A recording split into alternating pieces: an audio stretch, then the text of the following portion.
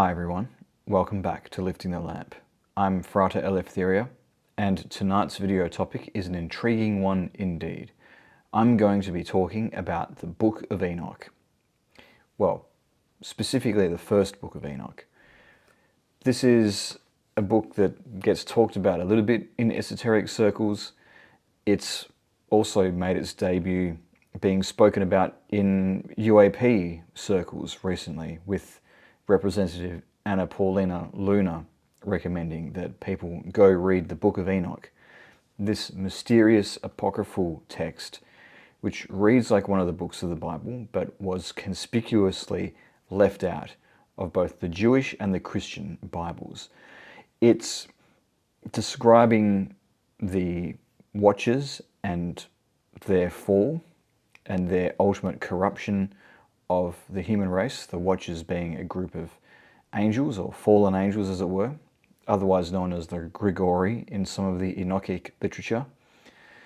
And of course it covers the good angels that gave knowledge to the prophet Enoch, who ascended into heaven to meet them.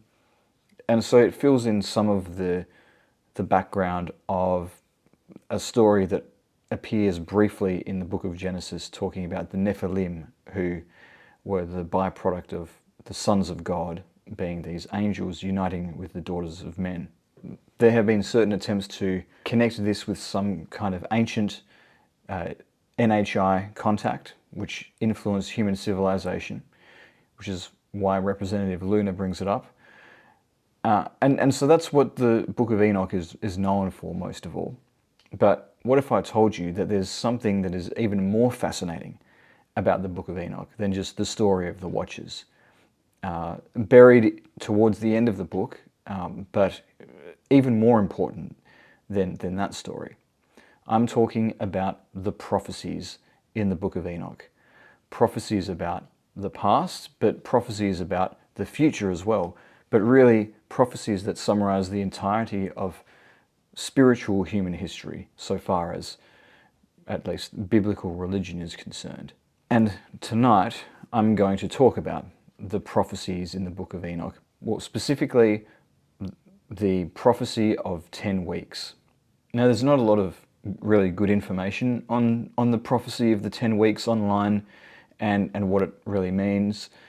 The two sources that I've encountered where people have really analysed the text and covered the text well is two researchers that I came across. One, Ken Johnson, and another researcher called Josh Peck. And I'm going to be referring a few times in particular to Peck's research in this video, because I think that he's done some good stuff in terms of finding some patterns and finding some connections there in the Book of Enoch that help us to understand it better. But I'm very much going to be doing my own analysis of the text here. Both Peck and Johnson are coming at it from a mainstream Protestant Christian lens of interpretation, which is their prerogative. I, however, am reading this text from the point of view of somebody who has studied Jewish mysticism and Christian mysticism and the esoteric versions of both of those religions. And as far as I'm concerned, for reasons that will become clear as this video progresses, I believe that the Book of 1 Enoch is better situated within the esoteric Christian and esoteric Jewish milieu than it is within mainstream Christianity or Judaism. And I also think that the Book of 1 Enoch is a much more compelling book of prophecy than some of the canonical books of the Bible, which are the most commonly drawn upon when it comes to prophecies about the future, namely the Book of Daniel and the Book of Revelation. And I'll come into my reasoning for that as this video progresses as well. So what is the prophecy of 10 weeks? Well, in one part of the Book of Enoch, towards the end, chapters 91 to 93, around there, there's a prophetic timeline that is presented of the history of the world covering the span of 10 weeks. Now, these aren't literal weeks, but periods of time represented by a week. And the Scholarship agrees mostly that this is intended as a 7,000 year period overall, with each of the 10 weeks being a 700-year period, with the 700 years of the week representing 7 ordinary human days. And this idea of prophetic time, where large time scales of thousands or hundreds of years are represented as a day or a week, is not unusual in biblical prophecy. And the idea of human history stretching over a 7,000 year period, mirroring the 7 days, the first 6 days of the week and then the 7th Sabbath day, is something that was emerging around the 2nd century BC, close to the time when the Book of 1 Enoch was thought to be composed. And the 10 weeks exist in that tradition. Although usually you see human history split in this prophetic way, with 7 prophetic days of 1,000 years each. But anyway, Enoch is a bit different. Now, before I go any further in this video, I'm going to address the whole issue of 7,000 years of human history, because I know that there's going to be people in the comments from the peanut gallery saying, oh, you believe that the world's literally 6,000 years old. Oh, so you're saying you're a creationist. Oh, so let me just explain myself very carefully. When I am talking about a 7,000 year timeline, prophetic timeline, I understand that the world was not literally created about 6,000 years ago. But what this timeline is pointing to is the history of the figures in the Bible, that appear in the Bible. The most recent ones to us, we can say with pretty decent certainty that they're historically accurate. The further back you get in time, it becomes more legendary, and there's like the mixture of events at a certain point in time with other events that were much further back in time. There's much more layers of symbolism involved in all of that. And it can't necessarily be read quite as much as literal history. And I understand all of that. But I think that the timelines are still pointing to something important within all of that. So that's the way that I am approaching the whole exercise of looking at this 7,000 year period. So we know that it's 7,000 years. We can deduce that the prophecy of Enoch covers 7,000 years in 10 700-year periods, one after the other. When is the first date that this timeline begins? I think the traditional Jewish creation date is a good place to start, but it's by no means the end of the story. Most people would assume that this is the date. This is the traditional date of creation. Let's start there. But there's actually a bit more of a hiccup to the story, which I'll go on to explain now. It was in the 2nd century AD that the traditional Jewish date of creation was proposed by Rabbi Yosef ben Halafta. And although this date was a 2nd century AD creation, Rabbi Yosef ben Halafta drew his conclusions based upon very specific calculations of the timelines present in Genesis itself. So arguably the timeline was already there, it just needed to be highlighted by somebody who actually analysed the information in there. And the Jewish date of creation that is arrived at is 3761 BC. Peck starts 165 years earlier in his timeline. And the reason why he does this is because, believe it or not, there's a mistake in the traditional Jewish calendar. It's out by 165 years because they shortened the time that the Jews were exiled in Persia, and it doesn't match the historical record. So that's the reason for the correction. And I myself have adopted Peck's dating. I was skeptical about his dating at first, I'm going to be honest, because it's so radically different to the accepted dating of creation and everything that goes after it. However, having looked into the matter deeply, I've reached the conclusion that indeed the date of creation should be 165 years earlier. And the reasoning behind this and the other theological implications that come off of this deserves an entire video in its own right. But for now, let's just go with it. I also want to note that I'm just going to be referring to the dates in the Gregorian calendar.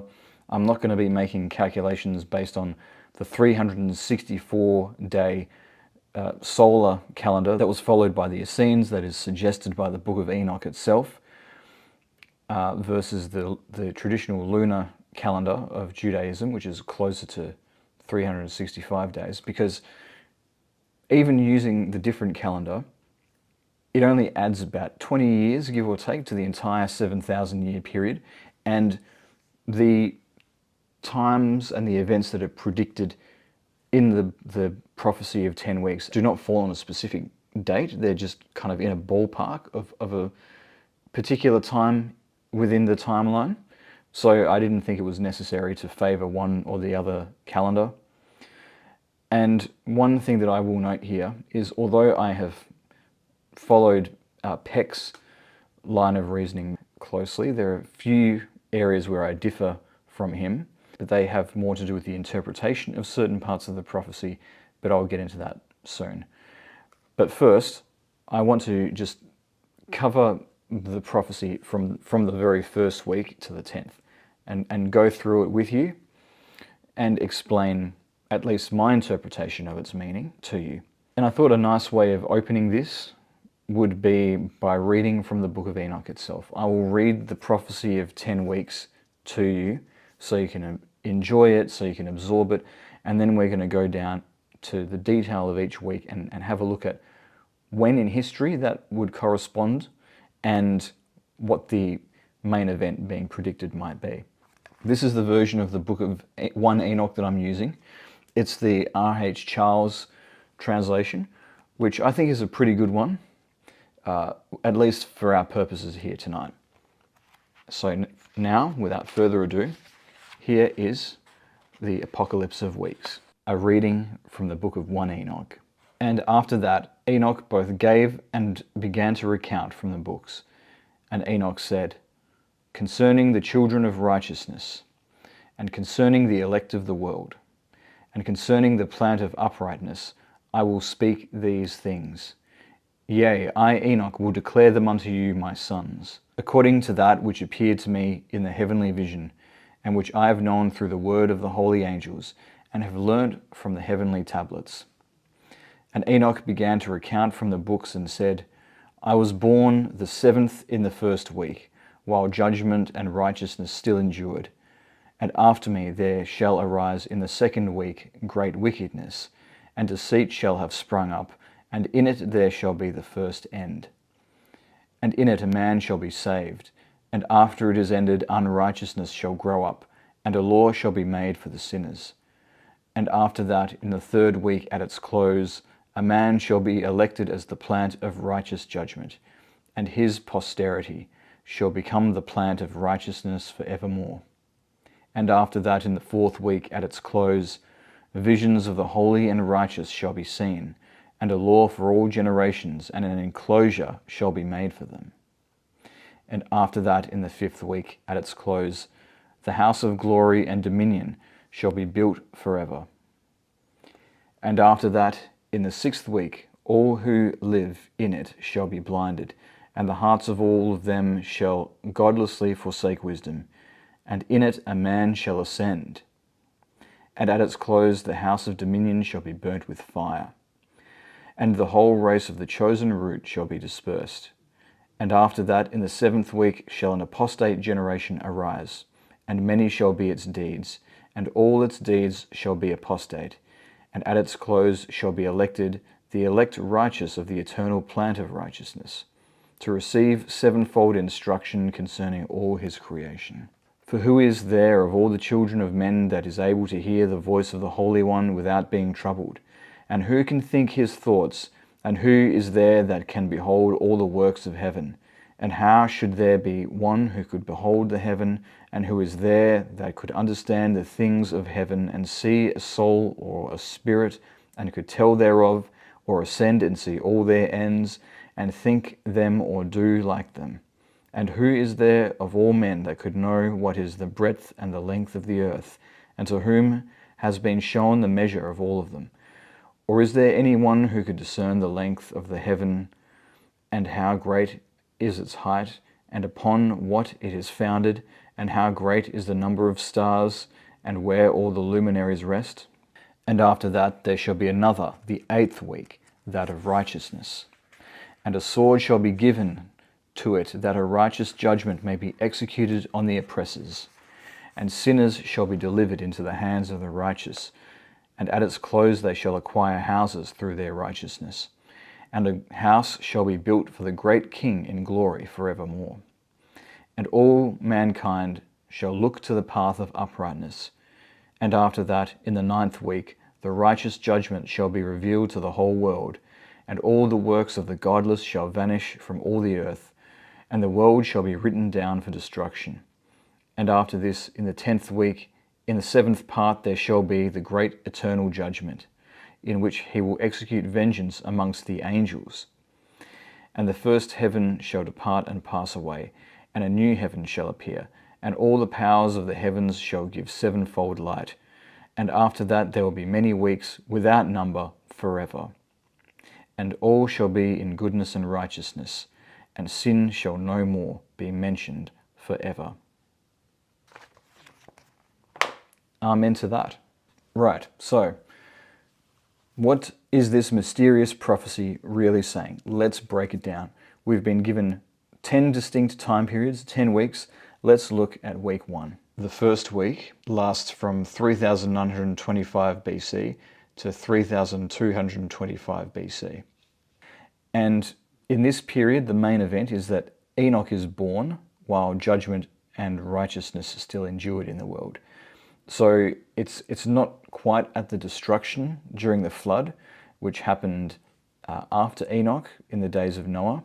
And this is a straightforward reading. Enoch tells us, I was born in the first week, and he says that he's the 7th in the first week. The dating for this week has Enoch born in the last 7th of the week. There is an additional layer of meaning in that Enoch is the 7th generation from Adam, and so can be regarded as the 7th in that sense as well. The second week lasts from 3225 BC to 2525 BC. And the main event of this week is that there is now great wickedness in the world and the first end. There's events that are mentioned in this second week part of the prophecy which I think are probably intended to refer to events further down the track in the later weeks, when it says, after it is ended, unrighteousness shall grow up, and a law shall be made for the sinners. Could be talking about the Torah, could be talking about the laws of Noah. I think it's more likely to be talking about the Torah because there's the whole Tower of Babel affair in between the flood story and the Moses story. So that would be my feeling about that. The flood is widely accepted as happening in 1656 Anno Mundi.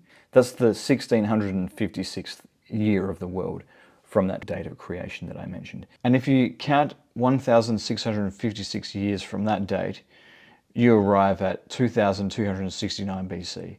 This is about 250 years after the second week, at least according to the Masoretic text, which is the version of the Bible that I'm going off of. But Peck's explanation for the discrepancy is that Noah was saved from the wickedness and destruction of the Nephilim rather than from the flood.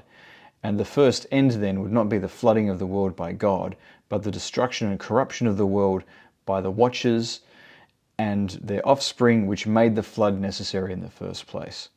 And remember that the pre-flood life of Noah lasted for hundreds of years, as people's lifespans in the early part of the Bible are much longer. Noah lived 600 years before he even began constructing the ark, and lived until he was 950 in the biblical account. And so his life clearly fits within the end of this week. And so this is the explanation of the second week. And we're not told exactly within this week the one man must be saved during the first end. The third week lasts from 2525 BC to 1825 BC. And the main event of this week is that a man shall be elected who shall be a righteous plant of judgment, and his posterity, that is his descendants, shall become the plant of righteousness forevermore. And this event of the man being elected is to happen at the close of this particular week. And as we shall see, at its close is quite a flexible period of time. It can really mean any time from the middle of the week until the end of that week, from my observation. And the man who is elected as the righteous plant of judgment is, of course, Abram, who is given the name Abraham by God, and then is promised descendants who will be a light unto the nations. His posterity shall become the plant of righteousness forevermore. And Abraham is considered to have taken on his divine mission in either the year 1868 BC or 2065 BC. At the close of week 3, the fourth week lasts from 1825 BC to 1125 BC. And in this part of the prophecy, a law is given for all generations and an enclosure is made. Those are the two main events, and they occur at the close of the week. And this is a clear reference, I think, to, first of all, the giving of the Torah at Mount Sinai during the Exodus narrative, and then following that, the construction of the tabernacle to house the Ark of the Covenant and the tablets and everything else. And there's a couple of different ways that you can date the Exodus. I think that the narrative of the prophecy of 10 weeks favors the dating of the Exodus in the 1200s BC, and this would fall within the second half of week 4 at its close. And it's also worth saying that this date is very close, give or take a few decades, to the date of Moses receiving the Torah according to the Book of Jubilees, which is another text that appears in the Dead Sea Scrolls, which is not accepted by all Christians, where the period in history from creation up to Moses is divided into a series of jubilees, or 49-year periods. And this arrives at a date that's very similar to what's being proposed here. That's one thing that Ken Johnson points out in his research on 1 Enoch and its prophecy of 10 weeks, that there is a lot of synchronization with the narrative and the prophecy in the Book of Jubilees as well. The fifth week lasts from 1125 BC to 425 BC. The main event of that week is that the house of glory and dominion shall be built forever. And it's just worth mentioning at this point that the term forever in Jewish scripture, as has been pointed out by Josh Peck, isn't necessarily literally referring to an eternity, but could in fact just be referring to a very long length of time. And this house is built at its close. Now, there's two possibilities here. It could be talking about the Temple of Solomon being built, or it could be talking about the second temple, which the Jews built once they came back from exile in Persia, previously exiled by Babylon, which was taken over by Persia, and then King Cyrus sends them back to the land. And I think that this is a reference to the second temple, and Peck agrees with me, because the second temple was built in 516, and then, so 516 BC, and that date is before the end of the week, so at its close. And again, week 5, the main event happens at its close. Some people who analyze the prophecy say that it's not a house of worship that is being referred to, but a house of dominion and glory. However, the house is God's house. It's a representation of God's dominion and glory rather than that of an earthly king in his palace, such as David or Solomon. And in the book of 1 Enoch, God is referred to as the great king. So I think that there's no problem accepting that this is a reference to the temple, the second temple for that matter. The 6th week lasts from 425 BC to 275 AD. This is a significant one for reasons which you can probably already see, given that we've moved into the Anno Domini dating of years. And the prophecy says that the main event is that all who live in that house, the temple, the second temple, shall be blinded. And then a man shall ascend. And then the house shall be burnt with fire. And then the whole race of the chosen root shall be dispersed. I mean, it's obvious what this is referring to. All who live in that house shall be blinded. The corruption of the temple priests in the lead up to the appearance of Jesus. And then he appears, and who else could the man that shall ascend be but the man himself? And then the house is burnt with fire in 70 AD. The temple was destroyed. And then the whole race of the chosen root shall be dispersed. Following that, the exile of the Jews happened by the Roman Empire. The Jewish diaspora happened. The destruction of the temple was not the finale of the defeat of the Jews at the hands of the Romans. And there was a revolt that happened where the Jews tried to take back the land of Judea in the form of the Bar Kokhba revolt. And it wasn't until 135 AD that the Roman occupation fully suppressed that revolt. This is clearly at the close of week 6, in the second half of week 6. Now, I want to just pause here because there's just something amazing that we need to note here. So a prophetic book is attributed to a certain person who lives at a certain time, say Daniel, living in the Babylonian exile, being attributed authorship to the Book of Daniel, when in fact it was written much later, probably in the Seleucid period. And that's significant because many of the events in the Book of Daniel, the prophecies of the little horn and all of that are actually referring to the Seleucid Empire. And so by retrospectively attributing the book to Daniel, it looks as though Daniel is predicting what will happen during the Seleucid Empire's occupation of Jerusalem, when in fact it's just a description of present events. And the same criticism can be made of the Book of Revelation. St. John of Patmos was a contemporary of Nero, and he predicts that Nero will be the beast, when in fact he's not making a future prediction at all, but just describing contemporary events.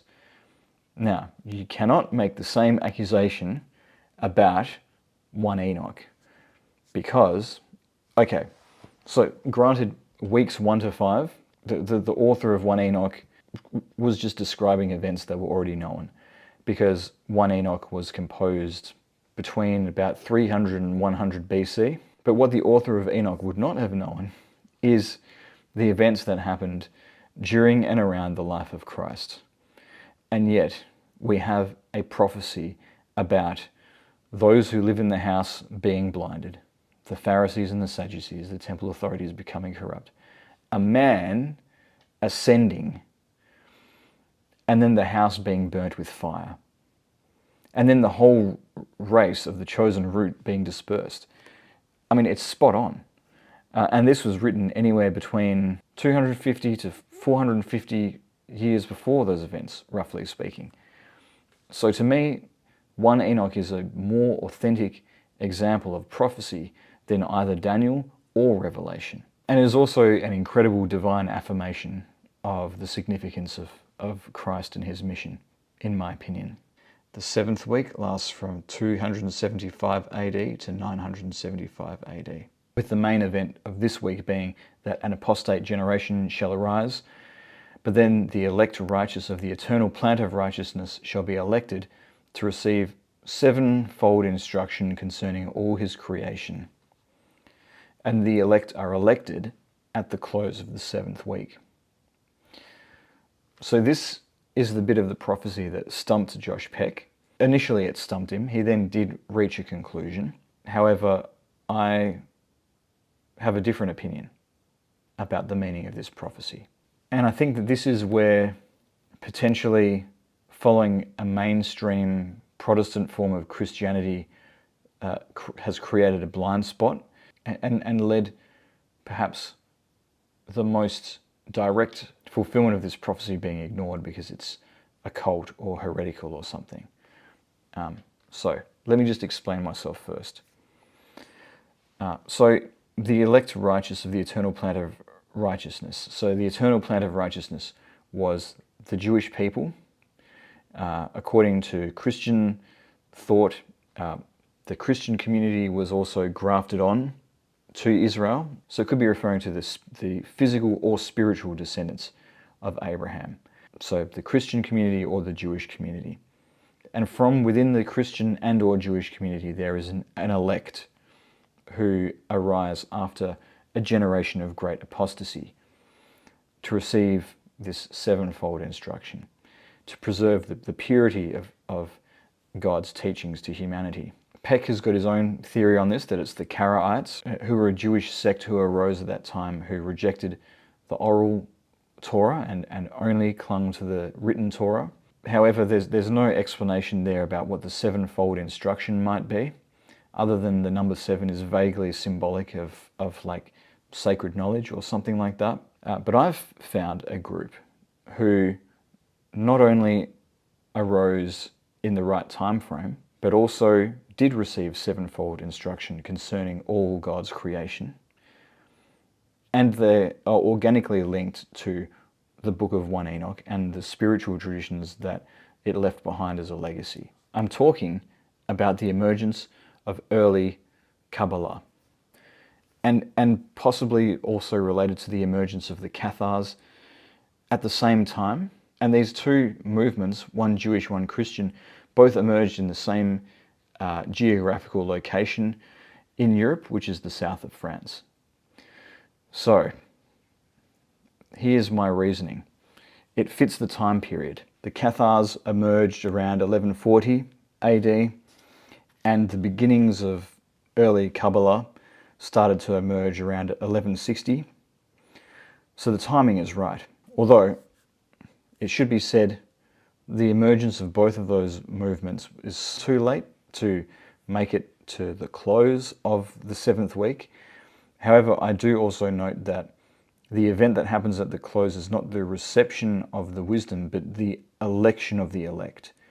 And if you look at the history of the region, in the centuries and the decades leading up to the emergence of the Kabbalah and the Cathars, you had a kind of waning in power and influence of the Talmudic schools of the Near East and the rise in prominence of the Jewish community in particularly Provence in the south of France, but also the Sephardic Jewish communities of Spain, which would lay the groundwork for the emergence of this new intellectual and mystical renaissance, which must have looked like divine providence to some people. As you look at the beliefs of these people, the Cathars called themselves the pure ones. They believed that they were returning to a more pure form of Christianity than what had been corrupted by the mainstream church.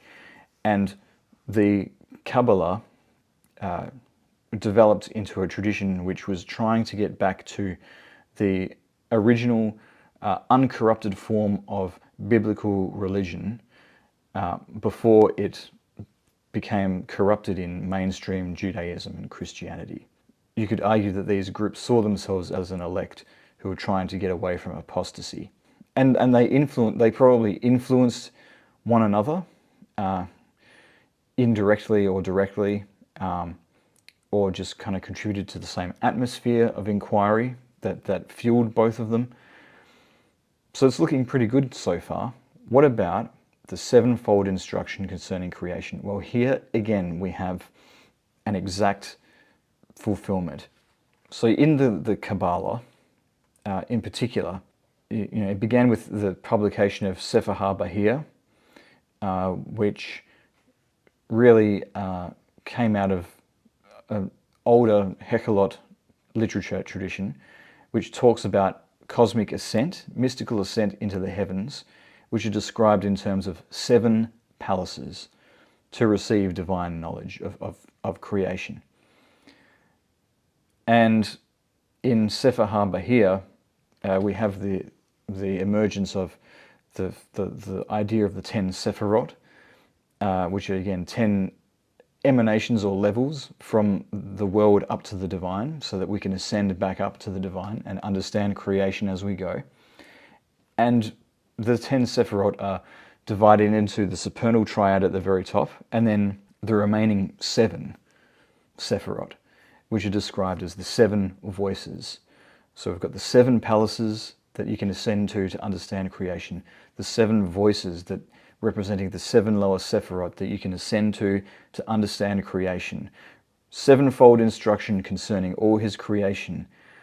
And then even among the Gnosticism, most notably in the form of the Cathars that was emerging in southern France at this time as well, you've got the Cathars coming from the Bogomils, who followed a book called the Vision of Isaiah, part of the Ascension of Isaiah, which describes, again, an ascent through 7 heavens.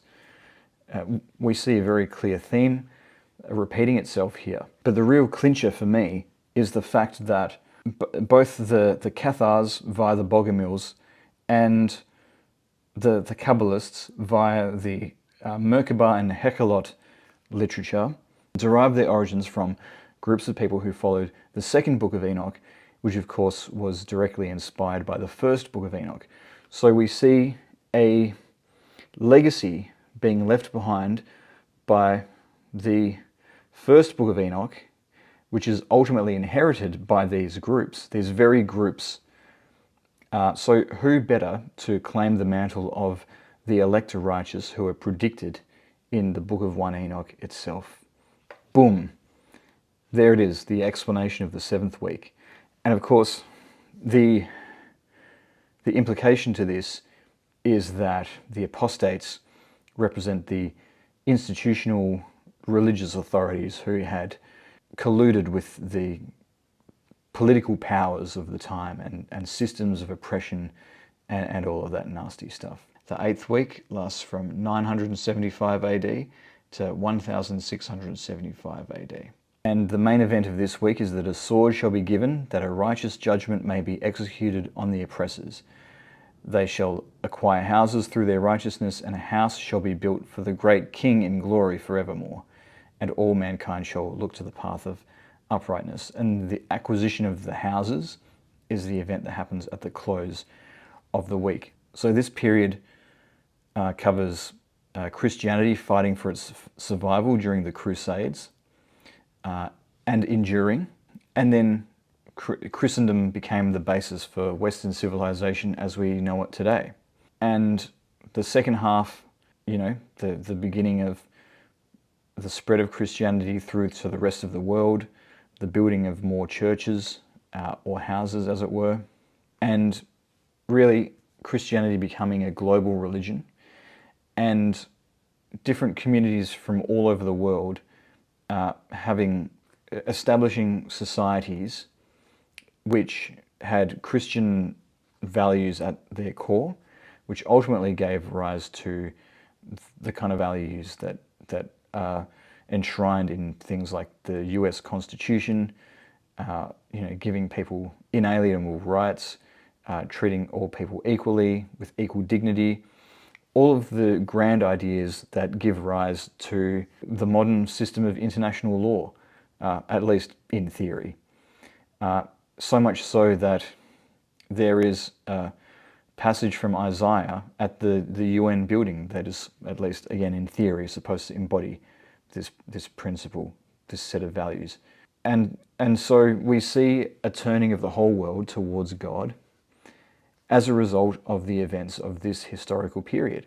And yes, there were a lot of atrocities committed in this period as well, in the name of religion. And it's not lost on me that the church that was benefiting the most from this was the apostate church mentioned in the previous week.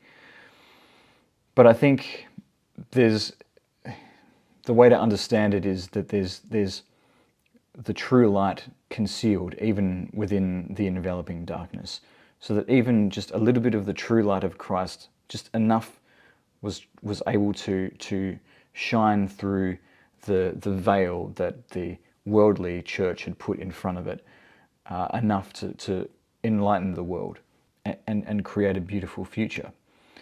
And within that, you had esoteric Christianity, mystical Christianity in the form of things like the Rosicrucians and so forth, developing in parallel to the churches and still being something that's underground, but having the potential to transform that civilization into something where it's not as beholden to oppressive religious authorities as perhaps it is in this particular period in human history that's being discussed. So those are my thoughts about that. The ninth week lasts from 1675 AD to 2375 AD.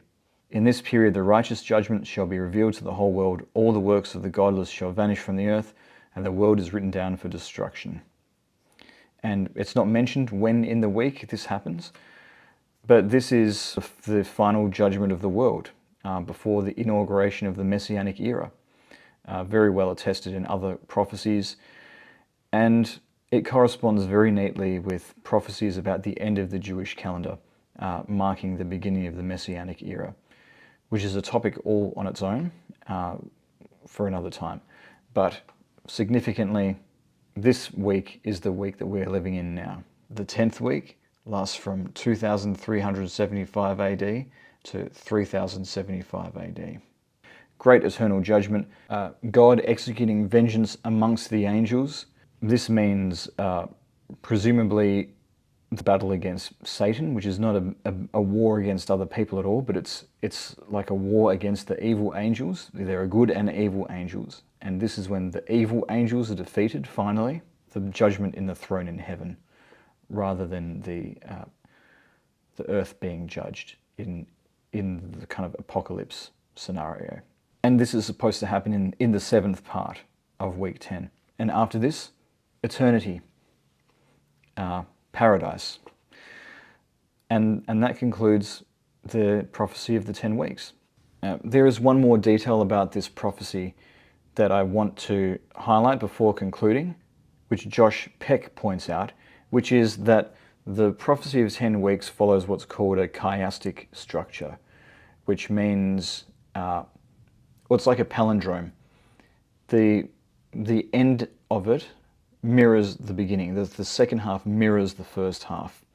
And we see this in terms of when certain things are supposed to happen within each week, and we also see it thematically. So first of all, in terms of when things are supposed to happen, week 1 and 10 both mention a 7th part. Weeks 2 and 9 give no reference to a specific time that things are meant to happen. And then the remaining 6 weeks say at its close, at its close, at its close. And then in terms of the chiastic structure, thematically, we can see in weeks 1 and 10, there's a theme of righteousness. In week 1, the righteousness from the time of Adam up until Enoch, and then in week 10, a return to that primeval righteousness, the new heaven and new earth, representing a new Eden, a new Jerusalem, representing a new Eden. That's why the river comes out of the New Jerusalem. That's why a river comes out of Ezekiel's temple. It's a return to Eden. Weeks 2 and 9, both about destruction of the world for its wickedness, both in the flood period and in our current times. And I think it's funny that Jesus says in his Olivet Discourse that the last days shall be as the days of Noah. Very apt. Perhaps he was referring to the Book of Enoch. The Essenes had access to the Book of Enoch. The Essenes may very well have influenced Jesus and John the Baptist. Weeks 3 and 8 is all about the righteous ones prospering. So in week 3, God makes a promise to Abraham that his descendants shall flourish and spread the knowledge of God to the world. And then in week 8, we actually see that being fulfilled. And, with the whole world coming to know the Torah, coming to know the God of the Bible, not just, one little region of the world. Then weeks 4 and 7, you've got the Israelites being called out of Egypt, which represents a state of spiritual wickedness as well, or being lost in the darkness, away, separated from God. And then in week 7, paralleling that, we see a remnant being called out in days of apostasy and wicked deeds. Very similar again. And then weeks 5 and 6. Week 5, you've got a house being built, the house of the Lord, the temple. And then in week 6, the house is burnt with fire and destroyed. So just an amazing symmetry in the whole prophecy there. And one thing that Peck points out, which I think is fascinating, is that at the very middle of the chiastic structure, in terms of the themes of the prophecy, so the building of the second temple and then its destruction, what have you got? You've got Jesus appearing. So Jesus is literally the midpoint of history around which the whole structure of prophetic history moves. And just to add even more layers of symbolism to this, the very word chiastic comes from the Greek letter chi, which is the shape of a cross. Because of its symmetry, one side of the X mirrors the other. And isn't it funny that the cross has become the symbol of Christianity?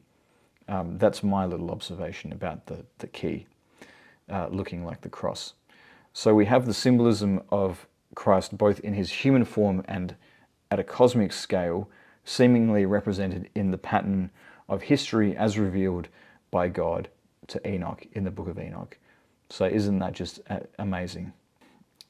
That to me really reinforces the significance of the figure of Christ. So what an amazing prophecy. And I hope that I've done it justice tonight and really explained and unlocked the meaning as far as is possible of this prophecy of Enoch that is in one of the apocryphal books of the Bible. Much underrated prophecy in a much underrated apocryphal text. And so that's the video. I hope you enjoyed it. If you did, leave a like. Subscribe to my channel to support my work. Hit the notification bell so you actually receive notifications of my new videos. Do leave comments down below. I really like it when you do that. And you can support me further by hitting join or thanks. A few other things to mention. I've done an entire video on the Book of Enoch and another video on the second and third books of Enoch. I'll link those in the description below if you want to know more about those texts. Join my mailing list, link in the description below for that. Buy a copy of Voces Caelesti, my own book that comes about as the result of my own cosmic ascent to speak to angels, link in the description below. And I'm also speaking at EnochiaCon, which is all about, talking to angels. So come and see me there. I'll leave a link to that in the description below as well. But thank you again for listening, and I'll see you next time.